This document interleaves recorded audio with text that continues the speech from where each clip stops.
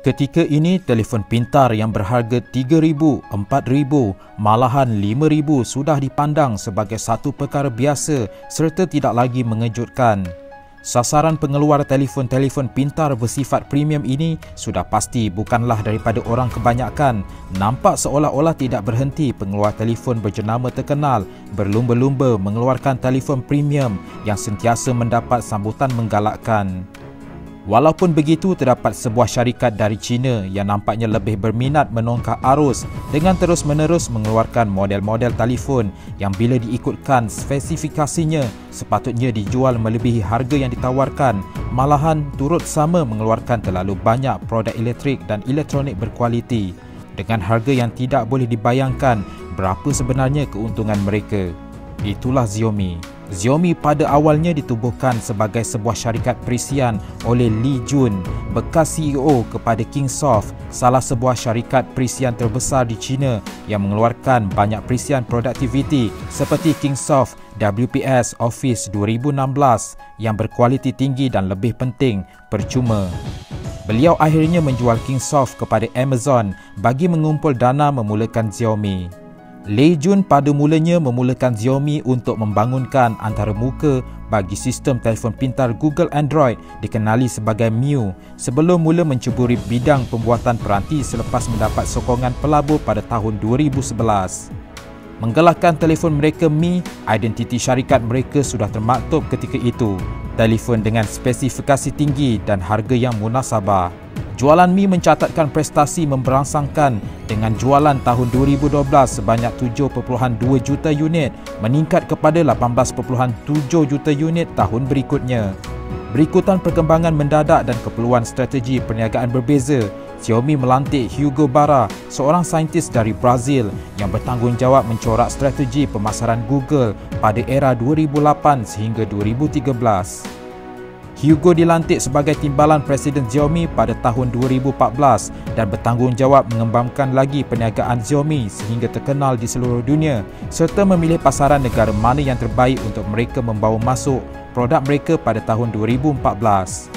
4 negara menjadi pilihan pertama Hugo iaitu India, Brazil, Rusia dan Meksiko sebelum 5 negara lagi ditambah iaitu Filipina, Indonesia, Thailand, Vietnam, Turki dan sudah tentulah negara kita Malaysia.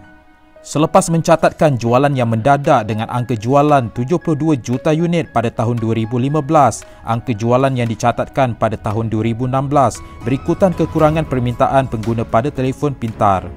Bukan sahaja Xiaomi merasai kesannya, jenama-jenama lain turut terkesan sama. Di China misalnya, permintaan telefon pintar mencatatkan peningkatan sebanyak 62.5% pada tahun 2013, menurun mendadak kepada 2.5% pada hujung tahun 2015. Kritikan terhadap Xiaomi mula kedengaran kerana kegagalan mereka meluaskan lagi pasaran. Pengecutan pasaran ini diburukkan lagi dengan strategi Xiaomi yang tetap fokus menggunakan model pemasaran secara gimmick dan atas talian tanpa membuka kedai fizikal seperti jenama lain. Berikutan kegagalan meramal penguncupan ini, jualan Xiaomi merudum teruk menyebabkan kedudukan mereka sebagai pendahulu di China diambil alih oleh Samsung dan Apple serta 3 lagi syarikat China, Huawei, Oppo dan Vivo. Walaupun berjaya membuka lebih banyak kedai fizikal di seluruh dunia, Xiaomi berhadapan satu masalah besar yang sudah dijangka akan berlaku. Kebanyakan telefon mereka sebenarnya dijual pada kadar keuntungan yang sangat rendah, menyebabkan pengedar enggan menjual produk mereka berbanding jenama-jenama lain. Ini menyebabkan komisen yang peniaga perolehi sangat rendah berbanding menjual telefon lain seperti Vivo atau Oppo. Berapa rendah kadar keuntungan setiap telefon Xiaomi? Sangat rendah. Adalah bukan satu rahsia kadar keuntungan setiap produk Xiaomi, tak kiralah telefon pintar, bank kuasa atau produk-produk dalam ekosistem mereka, semuanya mempunyai nilai keuntungan hanya pada kadar 5%.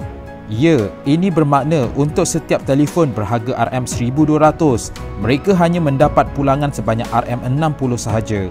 Taktik Xiaomi berbeza dengan syarikat lain kerana mereka amat berharap untuk melakukan jualan yang banyak bagi menampung kadar keuntungan yang rendah ini. Sebagai perbandingan, Apple mendapat keuntungan 64% untuk setiap Apple iPhone X yang berjaya dijual. Bagi mengekalkan model perniagaan mereka yang telah diamalkan sejak dulu, Xiaomi mengamalkan falsafah produk berkualiti pada harga yang jujur bagi mendapatkan kepercayaan orang ramai. Selain itu, pembukaan kilang di India dan Indonesia turut sama membantu mempercepatkan proses pembuatan. Xiaomi percaya dengan memperkenalkan harga sedemikian rupa akan membuatkan pengguna mereka setia dengan jenama Xiaomi. Selain itu, Xiaomi juga mempelbagaikan lagi senarai produk mereka dengan pengenalan Mi Ecosystem, di mana syarikat-syarikat kecil di China diberikan peluang untuk membangunkan idea mereka dalam menjana produk yang belum pernah ada sebelum ini. Ketika ini, Xiaomi sudah mempunyai lebih 1,500 jenis produk daripada pembersih udara, periuk nasi sehinggalah penimbang berat badan yang mampu berkomunikasi dengan telefon mereka. Berikutan perubahan strategi, angka jualan Xiaomi kembali meningkat pada tahun 2017 dan harapnya akan terus menjadi pengacau kepada pasaran telefon pintar yang semakin lama semakin hilang kawalan ke atas harga peranti yang mereka tawarkan. Sekian, terima kasih.